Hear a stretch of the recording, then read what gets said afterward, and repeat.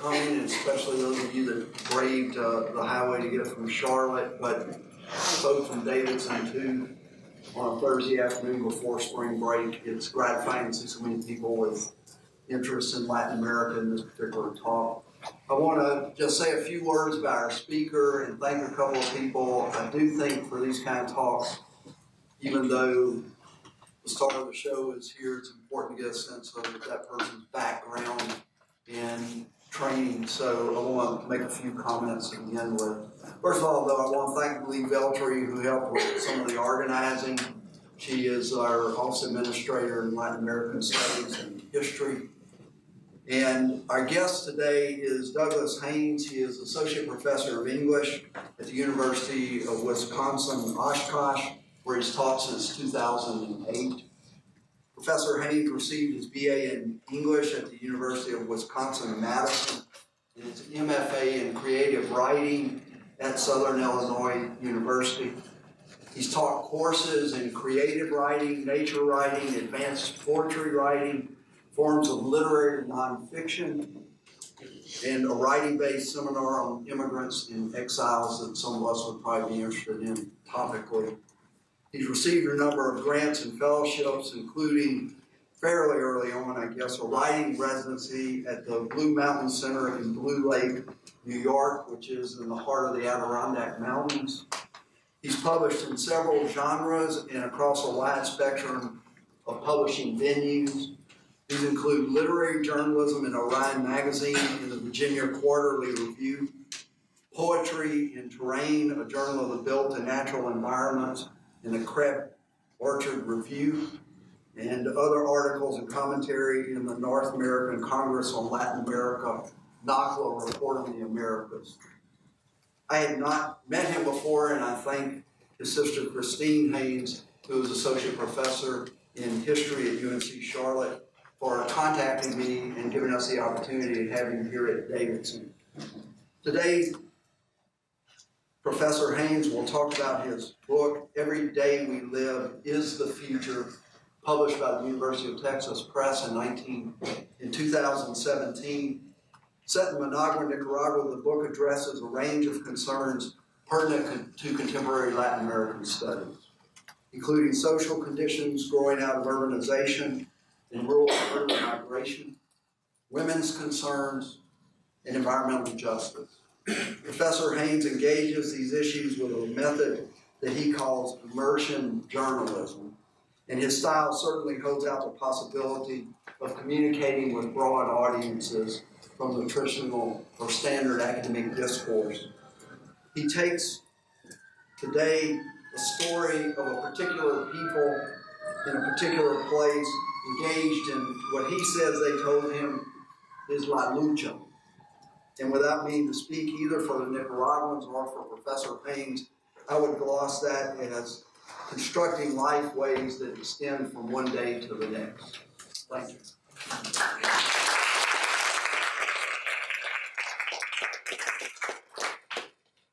Thank you, Matt Sampson, for having me, and to the Latin American Studies program, and for everybody for coming today on this dreary day. I'm so excited to have so many of you here and get to talk to you about this book and have a little conversation. So my idea today is to share with you a little bit about the story of the making of the book, background, and then read you 3 short excerpts from the book along the way that tell you how the book is set up and introduce you to the main characters in the book. When I say characters, these are real people. This is a work of narrative nonfiction. And then we can open up and have some Q&A and some conversation, which I look forward to. So this book is the result of basically a 7-year on and off immersion process in Managua, Nicaragua, in Central America. This is Central America's largest country. And Managua is the capital city of Nicaragua. And I hear that some of you might have the opportunity to go there or through a program at Davidson. I would strongly encourage that if you get a chance sometime. You'll get a taste for that. If not, go elsewhere in Central America or Latin America sometime. But a lot of the issues that I'll be introducing you to do extend outward beyond Nicaragua, Managua, and across the globe, in fact. And that's a little bit of why and how I got interested in telling this story. I had been reporting on and off doing writing and short stints in different places in Latin America since 2004. And I got interested in telling a longer-term story from the bottom up. What I mean by that is spending time with a group of people over a long period, and spending time in particular with people who are living on the margins of society, the economic, social, and environmental margins of society. And I happened to have the opportunity in 2008 to visit Managua with a group of my own students and connect with this community that eventually ended up being the setting and focus of this book, Every Day We Live in the Future. That community is called Las Viudas, the widows, and it is a community mostly of single mothers, although not exclusively. And the majority of the people in this community come from the countryside, came to Managua in a huge movement of people in the 1980s and 1990s. And I'll tell you, you'll hear a little bit more about that migration in the excerpts I'm about to read. But what interested me in the stories I was hearing as I started talking to people in this community were three big issues that I encountered elsewhere, but really saw here writ large in ways that led me to a lot of questions that I wanted to try to answer. And the three big issues were inequality, growing inequality, and urbanization, and in particular unplanned, very rapid urbanization, and also global warming and what I would call climate violence, and the ways that those three issues intersect to make it much harder and challenging for people, particularly new arrivals in the city, but all people on the lower economic strata of society, people living on the margins, that make it harder for them to get ahead, get out of poverty, make a stable lives for themselves in the city. So what I'm going to do now is get you a sense of how those issues manifest in the lives of two women in particular who are at the heart of this book and their extended families whose story this book tells. And I'll introduce you to them first, and then we'll go into their lives in the city after that. I should tell you the book is constructed in 4 parts. The first part is called Storms Without Names. It starts in 2010, which was really when I focused on, started spending a lot of time in Managua with this particular group of people, and these two families in particular. And the second part is called Down from the Mountains, and I'll read from that in a few minutes. That part traces the family's migration from rural Nicaragua to Managua. The third part is called Sheltering, which follows the two families as a series of storms and catastrophes, sends, in fact, one group to a literal emergency shelter, one part of one of these extended families, but all of them in one way or another are sheltering figuratively, trying to ride out these storms. And then the last part is called The Sum of Small Disasters, and I'll read a short excerpt from that as well. The book is constructed episodically, though, so within these sections there are very short chapters focused on short periods of time. So the first bit I'm going to read for you is the opening of the book, and it's set in Managua in July 2010. And the images I'll show you correspond with the passages that I'm reading roughly. I won't give you any explanation about those as I look through them, but you'll be able to tell who this is in relation to the text that I read. Everybody's talking about it, Yadira Castillon says as she walks out of the widow's carrying her 10-year-old son Jason on her back. Just washed, Yadira's black hair is pulled back tight. A creased scar arcs from just above the flat bridge of her nose into her hairline above her left eye. The it is the death of a 17-year-old boy from the neighboring shantytown, Villa Vallarta. The boy had drowned the day before in nearby Lake Managua. He was fishing with 2 friends on a concrete-covered outfall pipe when a sudden afternoon storm stirred the low waves into a roiling sea. A phalanx of black clouds raced across the open water. On shore, trees bent in the wind. Plastic bags spiraled up into dusty cyclones. The gale reared a giant wave that knocked all 3 boys into the lake. 2 escaped and ran through pouring rain to get help. The missing boy's family swam through the forest of lily pads along the shore looking for him. They searched all night using flashlights. The police arrived in their civilian shirts and encircled the area with yellow tape. Early the next morning, they found the boy dead in the murky shallows. They carried him up the knoll to his family's house and laid him on a cot beneath a sheet for a wake. Mother of 5, Yadira feels spooked by the drowning. But she didn't know the drowned boy and generally minds her own business. She has to go to the hospital with Jason, who has cerebral palsy. She can afford the bus fare. Yadira makes the 90-minute journey to Los Pepitos, a hospital for disabled children, 8 to 10 times a month for therapy. Jason can't walk, and wheelchairs don't fit on Managua's buses, mostly old yellow bluebirds resurrected from the United States with blasting stereos added, and names like La Sangre de Cristo and Survivor scripted across their cabs. So Yadira carries her son a mile through a shrubby field with no shade, past the unofficial neighborhood dump, to the nearest bus stop on the Pan American Highway. She knows she won't be able to do this much longer. Yadira is just over 5 feet tall, and Jason weighs 70 pounds and is still growing. With Jason clinging to her shoulders, Yadira climbs the stairs into the bus and hands 5 cordobas of silver coins, about 25 US cents, to the driver. The first bus brings her partway across the city, then she has to change to another. In each bus, puffs of air coming in half-open windows subside before they reach the people standing packed in the aisle. Yadira gets off again at the closest stop to the hospital, a traffic circle with a supermarket and a McDonald's. She can't afford to buy anything in either business. Jason's black-haired head wobbles as Yadira races between cars across the traffic circle and weaves around open manholes in the sidewalk. She walks another 5 blocks to the hospital and takes her place in line at the reception desk in the white-tiled lobby. She's used to waiting. Being poor in Managua means spending a significant part of your life in lines. But like many residents of the Widows, Yadira wasn't born in the city. She grew up in a farming family near the mountainous border with Honduras. She never encountered a line there because there were no hospitals, offices, or stores. No electricity or running water either. The way her family lived when she was born in 1971 was more or less the way her ancestors had lived for generations. Their daily routines of cooking, cleaning, and working in the fields and forests were bounded by the sun and a deep respect for the mysteries beyond the flickering light of the pine torches in the house at night.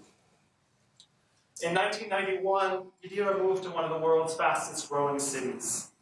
In her lifetime, the population of Managua had more than doubled, as the population of Nicaragua almost doubled. In the 1980s, 40% of the population migrated to Managua, fleeing war and poverty in the countryside to seek the economic opportunities, education, and healthcare that come if you know the right person or you're in the right place at the right time, with waiting in city lines. They were part of a meteoric mass migration that made Latin America the most urbanized region in the world, as well as the most unequal. This transformation of peasants into proletariat was nothing short of a revolution that continues to reshape not only Yadira's life, but also the entire planet. Today, between 1.5 and 3 million people migrate to cities around the world every week. The Widows is the kind of place where many of these migrants wind up. It's one of more than 150 squatter settlements, otherwise known as spontaneous settlements in Managua. Nearly all are located in high-risk places, such as arroyos or the lips of drainage ditches. The majority lack sewers and paved streets. These communities blanket the margins of the formal city like rows of office cubicles made of corrugated metal. Living in the margins is mainstream. The United Nations predicts that by 2050, 3 billion people might live in shantytowns and favelas, almost half of the world's projected urban population. According to the World Health Organization, this urban snowballing, particularly in slums, is the most important issue affecting health in the 21st century. In the Widows, rivulets of shower and sink runoff burble through the dirt streets down to Lake Managua's green, mucky shore, which locals call La Playa. There, 9-year-old Gabriel Sanchez squats over a chalky stream of gray water coursing between tires in a hodgepodge of plastic. In his chubby, mud-streaked hands, he cups 3 black snails, each the size of a child's fingernail. They're alive, Gabriel exclaims. The snails wriggle to right themselves and almost imperceptibly slide across his palm, leaving faint, glistening strands of slime in their wakes. The boy's brown eyes gaze at the snails in wonder. His round, copper-colored cheeks pop out as he beams. Then he runs up the slope behind him toward his house. Gabriel knows that his mother, Diane, doesn't want him on the playa. One blistering afternoon, Diane came home from selling fruit and drinks in the Eastern market, the Mercado Oriental, and Gabriel wasn't there. He was supposed to be doing chores at home after school. She padlocked the scrap metal gate to her yard of packed earth and searched the barrio's 5 streets for him, asking everyone she encountered if they had seen him. No one had. With each passing minute, her broad face grew sterner.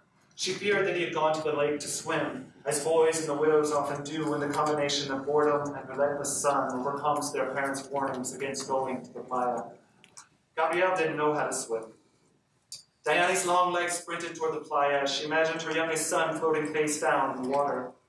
When she reached the end of the alley leading down to the lake, she saw no trace of him on the playa. Panicking, she picked up her pace as she headed toward the concrete-covered pipe coming from the brewery towering over the widows.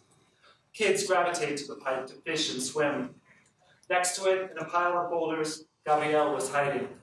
Diane glimpsed him behind the rocks. Both relieved and seething with anger, she yelled, "Gabi," and ran toward him. When she reached him, she hit him and screamed, "I would have rather killed you than dragged you dead from the lake." Diane is a sensitive woman, easily moved to both tears and laughter. Her laugh often sounds like an unbridled outburst, a pent-up joie de vivre. Swift shifts of moods mark Gabrielle and his older brother Edwin too. Something in these boys pushes them toward boundaries. About half the length of a soccer field from where Gabrielle found the snails, the turbid lake laps at the concrete feet of the high-tension wire towers that line Managua's 9-mile lakefront. These towers were once a half-mile or more from the water. Though the 6-month rainy season is only half over in July, it has already brought about a normal year's rainfall, more than 20 inches. A ramped-up version of the climate phenomenon known as La Niña, likely made more frequent by planetary warming, is largely responsible for these record rains. Lake Managua is rising, making it nearly the size of Los Angeles. A white egret perched on the end of the concrete-covered pipe looks as if it's walking on water. Behind it, the lake stretches for almost 15 miles toward the hazy ridges of Nicaragua's central highlands. To the west, a dark peninsula of volcanic craters reaches into the water, and the symmetrical cone of the Momotombo volcano spews wisps of vapor. La Novia de Xolotlan, Managua is called, the sweetheart of the lake. From a distance, on calm days, when the sun casts the sheet of water silver, this coupling seems harmonious. But beneath the surface, the lake bursts with earthquakes and churns the city's dregs toward shore. At any moment, the relationship could unravel. Like children caught between two parents in crisis, the people of the widows live right in the margins of both city and lake. Survival in the margins largely depends on how well you thread the needle of daily risk, and on whether your margin falls into the crosshairs of any hour's particular disaster. So that gives you a little bit of a sense of the two women who are really at the heart of the book, and their children, a couple of their children, who play a big role in this story as these families try to find a toehold in the city and figure out how to make a living there, and then figure out what their future looks like for their children, both of them trying to make a better future for their children. I'm going to skip ahead in the book now and give you a sense of what drew these families to the city and what exactly they did as soon as they got there. So, like I said in that first part, the book reconstructs these families' paths as they move from the countryside into the city, and then exactly what happens to them when they arrive there. I'm going to focus in this section on Yadira and her husband Henry, who moved from, as you saw the picture of the mountains, a very, very rural area, remote area on the border with Nicaragua during the Contra War. First, Yadira's family was driven out of the mountains where they lived into a nearby town. And then progressively, as often happens with rural migrants, they start moving further into bigger cities, larger and larger cities along the way. And that's exactly what happened with Yadira, partly sparked by poverty and partly sparked by some personal crises, some family crises. She met her husband Henry along the way, who you're about to meet. And at one point, then they decide there are no opportunities where they're living in another small town, a different part of Nicaragua, and they decide to head to Managua in the early 1990s. And I'm going to pick up the story there. And this is Henry sitting on his patio in the Widows. And This section will tell you a little bit about the barriers they faced in just trying to survive when they first arrived in Managua. For Henry, Yadira, and the thousands of other migrants who arrived in Managua in the early 1990s, the need to improvise a living was one of the biggest differences between country and city. In rural Nicaragua, a day's work could usually be found in someone's fields, and if the rice, beans, and corn your family and friends grew did well, then you usually didn't lack food. But in Managua, this safety net didn't exist. If you didn't earn cash, you didn't eat. Typically, new city dwellers used personal contacts to get work. Jobs were scarce, though. Combined unemployment and underemployment exceeded 50%. 3 out of every 4 laborers without a secondary education lived in poverty.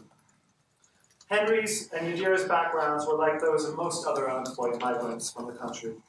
Henry had finished 2 years of secondary school when he was drafted by the Sandinista army.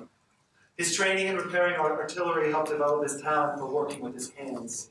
He just needed to see someone repair something once, and he could do it himself. Yadira was an experienced nanny, but she only had a 3rd grade education. The couple had to distinguish themselves by how inventively and industriously they could clean whatever dregs filtered down to the bottom of Nicaragua's stuttering economy. About the only thing the Mercado Oriental, the Eastern market, has in common with the cotton fields of Henry Munguia's youth is rows. At 20, he traded straight lines of bushy plants for rows of metal vending stalls. His work in the country and the city also had one thing in common: walking. Just as he had loafed through the fields, plucking white bowls from sharp burrs, Henry loafed through the market, handing out white styrofoam cups of coffee. In Managua, too, he became a foot soldier in someone else's business. Not long after Henry arrived in the city, Yadira's brother, Agustin, who had also recently moved there, brought him to a market stall where a man called Flaco brewed coffee and distributed it among roving vendors. Flaco sized up Henry and agreed to give him coffee to sell. Every evening at 6, as crowds streamed out of the market, Henry arrived at Flaco's stall to pick up a thermos filled with 15 cups of instant hot coffee. Flaco also gave him 15 styrofoam cups and a bag of buttered slices of bread. Then Henry set out walking until dawn through the market, calling out, "Café, café con pan, café caliente." At first, he had to focus hard to find his way through the dim alleys. To avoid trouble, Henry made friends everywhere. Most of his customers were security guards watching shuttered stalls. He'd greet each guard and say, How many will I give you?" He sold each cup of coffee for 2 cordobas, keeping 1 for himself and returning 1 to Flaco. The same with the buttered bread. Business was good and he made hundreds of cordobas a night, enough to feed his family rice and beans and still go on drinking binges, his weakness he inherited from his father. To supplement his income from coffee sales, Henry started collecting recyclables during the daytime in La Churreca, the city dump. A friend who lived next to the dump invited him to work with him there. Since Henry lived just a 20-minute walk from the La Churreca entrance, it made sense. Mornings, he would stride over the green lowland behind his house, past a shallow pond spotted with white egrets and hook-billed ibises, then climb through a shanty town of about 50 shacks perched over a fetid lagoon of runoff and floating trash. On the other side of the lagoon stretched mound after mound of uncovered garbage. La Churreca is an epithet meaning old rag in the Amerindian language, Nahuatl. Adjoining some of the most marginalized barrios in Managua, the dump started in late 1972 or early 1973 when earthquake rubble was deposited in the wetlands in the city's northwest corner. Soon, city-owned and private trucks were regularly dumping garbage at the site. By the time Henry began working in La Churreca, it was about the size of 50 soccer fields. Roughly 700 tons of trash, about the weight of Rio de Janeiro's Christ the Redeemer statue, were unloaded there daily. From Yadira and Henry's house a mile away, La Churreca looked like a bare, slumping ridge with ants crawling over it all day long. These ants were hundreds of churrequeros, waste pickers, accompanied by their 2-wheeled carts, horses, and donkeys. Smoke from burning tires and mattresses and the spontaneous combustion of chemicals billowed over them. During the dry season, dust clouds thickened the smoke. In the haze, black vultures formed a living blanket over the waste. Occasionally, one fluttered up like an overgrown moth. Flocks of white egrets looked ridiculously pure in the piles of plastic and rotting food. Methane and hydrogen sulfide filled the air with the scent of rotten eggs mixed with diesel fumes. A symphony of sounds reverberated across the dump. Men kissing at horses, harness chains jangling, wild dogs snarling, plastic crunching beneath feet, flies buzzing, wind fluttering through shopping bags, workers whistling to each other. Just after dawn, Henry would arrive in La Chaleca carrying a long, wood-handled forked tool for snagging recyclables and a gunny sack strapped over his shoulder. Sometimes he wore pants, sometimes he wore shorts. He tied his shoes tightly to avoid losing them in the mud and the ever-shifting garbage. When trucks drove onto the mounds or one of Managua's periodic minor earthquakes struck, the trash would tremble and tumble into the lake below. As each truck careened into La Chaleca and dumped its load, the chiriqueros swarmed it and climbed on the back. Hovering gulls fell from the sky in a whirl of wings. A frenzy of spiking and snatching recyclables ensued. But like the Mercado Oriental, the dump was a community where people knew each other and their roles. Rarely did conflicts erupt. Henry quickly grew adept at spotting cans, cardboard, plastic bottles, shoes, and metal in the morass. And finding food from the supermarket trucks that came on weekends was like Christmas for him. He would often ask Idira to accompany him to help find the best food. Once their daughter Wendy was old enough to walk, she would sometimes go with them too, waddling through the muck. For Yadira, the worst part of working in the dump was sifting through the bloody rags and syringes from hospitals to find the good stuff. But she soon learned not to be disgusted by anything. She wasn't ashamed of what they had to do to survive. Nor was Henry, though his fingers became tender and inflamed from digging through the trash. After lugging the recyclables back home, Yadira and Henry would separate them and take the uppers off for the shoes to make a pile of recyclable soles to be sold to middlemen. Once a week, Henry would sell everything they collected in the dump, making 500 to 1,000 cordobas. Often, La Chaleca would provide the family's meals too. Supermarket trucks brought loads of expired vegetables, eggs, bouillon cubes, and more. Trucks from slaughterhouses and seafood processing plants dumped beef bones and frozen fish heads and spines. Henry would gather the bones, heads, and spines to make soup, a valuable source of protein in a diet with almost no meat. Yadira called the soup she made with the dump scraps Henry's gasoline. This fuel could be deadly, though. Once Yadira and her neighbor Tona were cooking fish soup, and they smelled something strange and acrid.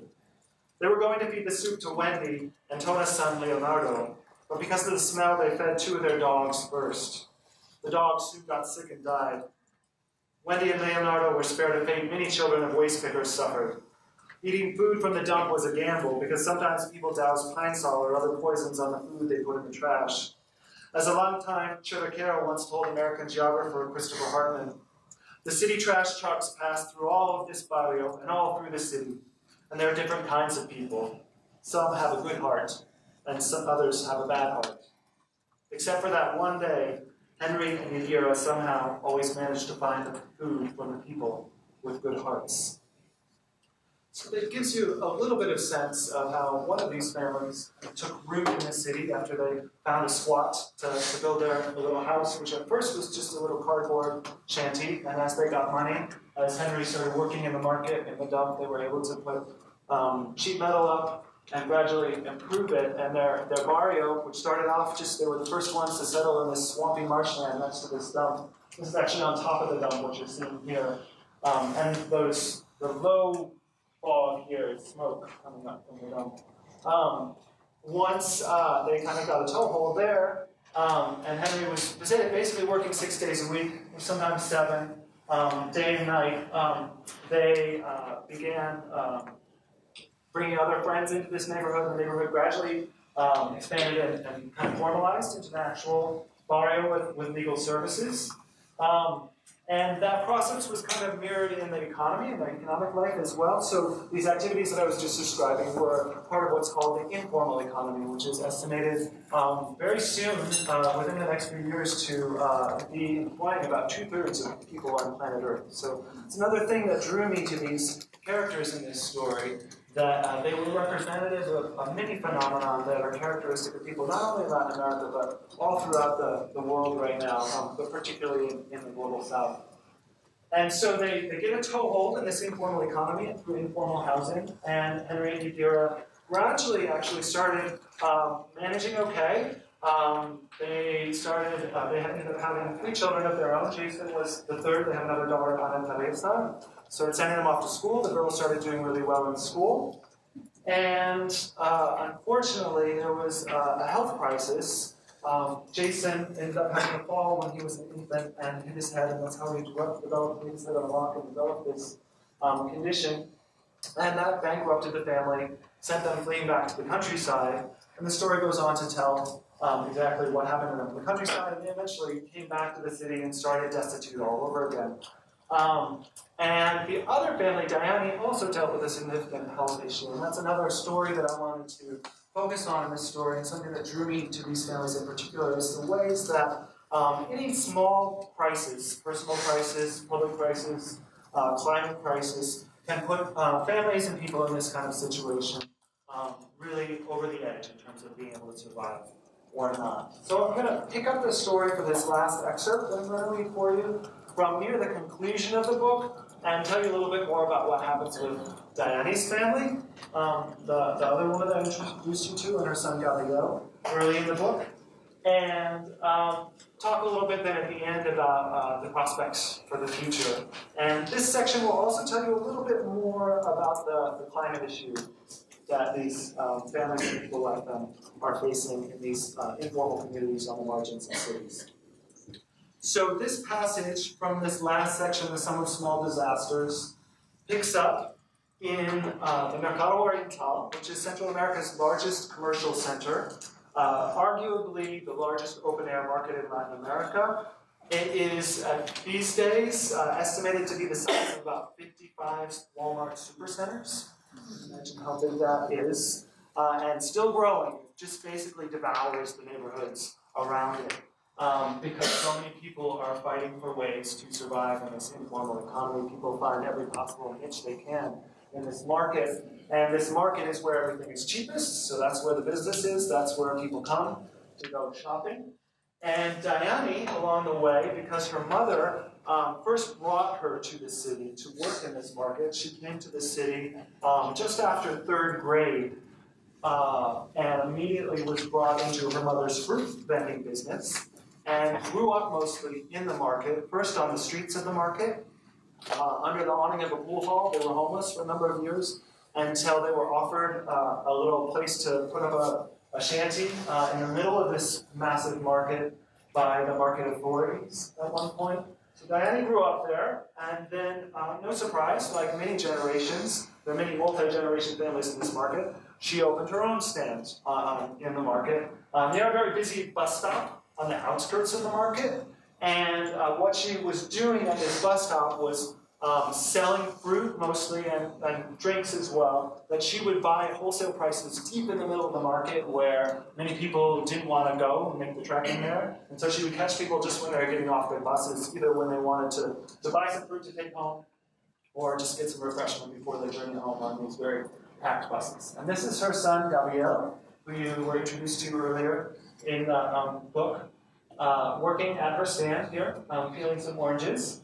And this passage picks up Gabriel at a very troubled moment. So he is about 12 years old here, and he has started running away from home a lot. Unfortunately, Diane and her husband had a difficult marriage, and for a number of reasons, in part because of the serious illness of Gabriel's older brother, they split up. And just after that, Gabriel started really having a lot of trouble. He started running away from home. So I'm going to pick up the book right there where Gabriel has gone AWOL again, and you meet Diane in the market. You're worried about this, and then a big storm comes down. 5 days later, Gabriel is AWOL again. Heat has been feeding clouds over the market all day, and the air feels heavy and tight like a damp sack. Gabriel's brother Edwin has just returned to Diane's stand after she sent him home to get Gabriel, who wanted to sleep in and then come to the market. School was canceled due to a 7.3 earthquake just off Nicaragua's Pacific coast. But Gabriel wasn't home. Noel's mother, Noel is Diane's husband, told Edwin that his brother left for his aunt's house in the suburb of Titicaca. Diane feels defeated. Diane of the problem, she calls herself in sighs. Earlier in the day, Bonnie, a social worker from the Ministry of Family, stopped by to see Diana. When she heard that Gabrielle had been running away, she said she was so sorry that she couldn't help him. She had been working with him on and off for a number of months. She talked as if he was a lost cause. Diana is beginning to believe this, especially since Gabrielle's teacher recently told her that he's not likely to pass 6th grade.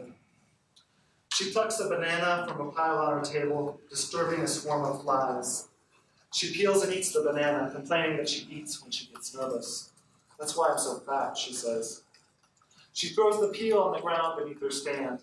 A little pile of trash has accumulated there, which she'll sweep into the gutter at the end of the day. Weeks' worth of bottle caps are lodged in the mud, having fallen from the metal bottle opener attached to her table. The Coca-Cola, Pepsi, Fanta, and 7-Up logos fashion a bright mosaic, as if even the ground in the market is hawking something. At rush hour, traffic stalls and lines form at the bus stop. Edwin works the queues, selling bus passes and bags of mangoes. He's dressed in all black, which accentuates his slimness.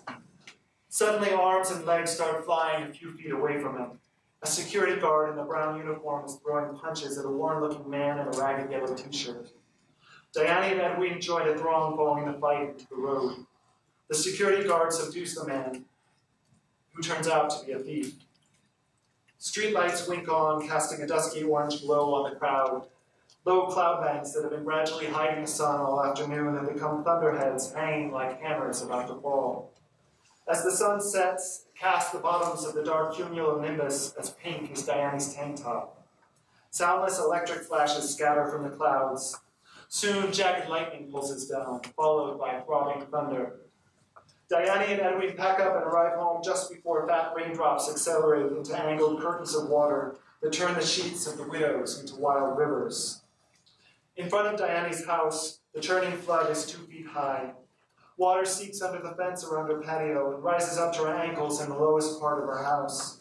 She grabs a broom and tries to sweep out the water, but it keeps running into the house. A block away, the drainage ditch fills, and the torrent rips through a fence. Patios slump into the ditch. A mango tree tosses in the waves. The water comes within 5 feet of houses along the ditch, and mothers fear their children are going to get swept away. Get a rope, one of them yells to her children. Yadira's sister, Celia, who lives just a stone's throw from the ditch, worries that she's going to have to evacuate. The deluge brings between 2 and 3 inches of rain in 40 minutes. As the ditch river lowers, Celia realizes that if it were lined with concrete, like some of the drainage ditches in Managua are, her house probably would have been flooded because the water would have had nowhere to go but into the streets. This is exactly what happened a half-mile away, where 40 families living in shanties on the lip of a concrete ditch fled for their lives. Some had sandbagged their homes, but the water washed away the sandbags and rose waist-high in the houses. When this happened the year before, the government did nothing but minor repairs in the ditch. This time, the families are evacuated and their houses cleared, leaving only outlines of walls in the mud. The area is declared uninhabitable, along with 7 other government-named critical points in the city that are home to almost 5,000 people. One of these is just down the road from Yadira and Henry's new house. Once again, they feel fortunate that they've never been flooded out of their home, despite decades of living in high-risk places. And once again, the widows had sidestepped disaster.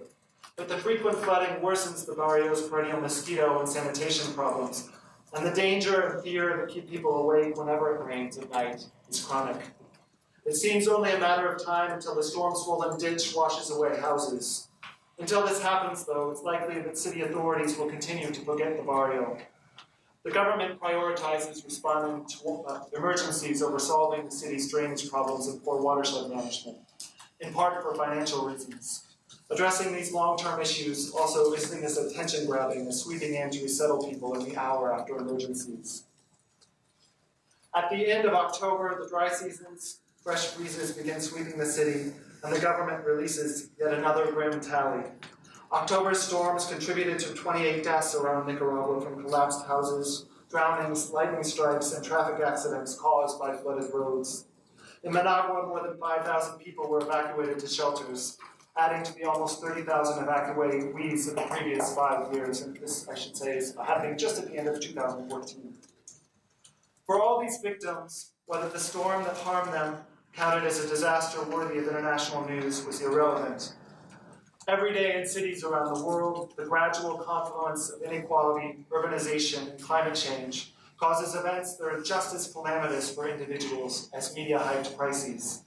These events make it even harder for people to climb out of poverty, and their consequences on personal assets, health, livelihoods, infrastructure sap the resilience of marginal communities least able to recover. In this way, the sum of small disasters keeps adding up over years and generations. This is actually one of those emergency shelters where one of the families in the book, the Haynes brother, and his wife spent about 14 months between 2010 and 2012. Eventually, they were resettled, and this is one positive aspect of the story. And I tried to lead you throughout this story to look at things that we can learn from people in this situation. And this is one of the things that the Nicaraguan government has really done quite impressively with very few resources. They have resettled flood evacuees in Managua over the course of the last 6 or 7 years. Tens of thousands of them in free houses out of flood-prone areas. They're very simple houses, but nonetheless it's been a very successful program, giving people a new start who otherwise never would have had access to a house with concrete walls and a cement floor. But you can see that the conditions in the emergency shelters that they endured for quite a long period of time were quite difficult, as you can see in this picture. And just to close, I would say that issue of what we could learn from people is at the heart of this book, and I hope that it's captured in the title as well, Every Day We Live is the Future, that these stories, while they're very particular and have particular nuances happening to these particular people, again, are happening to people all around the world right now in situations like this, and these kinds of situations aren't necessarily as far away as we think they might be either. Hurricanes like happened in Houston this past fall and Puerto Rico exposed people on the margins of society to many similar situations, and we're facing a future where that situation has just become increasingly common, not only for people in places like Nicaragua and the global south, but people in richer countries as well. So this idea that every day we live is the future, the folks in this story, I hope also embodies this notion that they have a lot to tell us about what the rest of the world is facing in the future in this moment. Thanks very much for listening, and I'd love to hear your questions and talk to you all a little bit about what you're thinking about, if you have to talk about the process of putting together the book, or anything you're wondering about.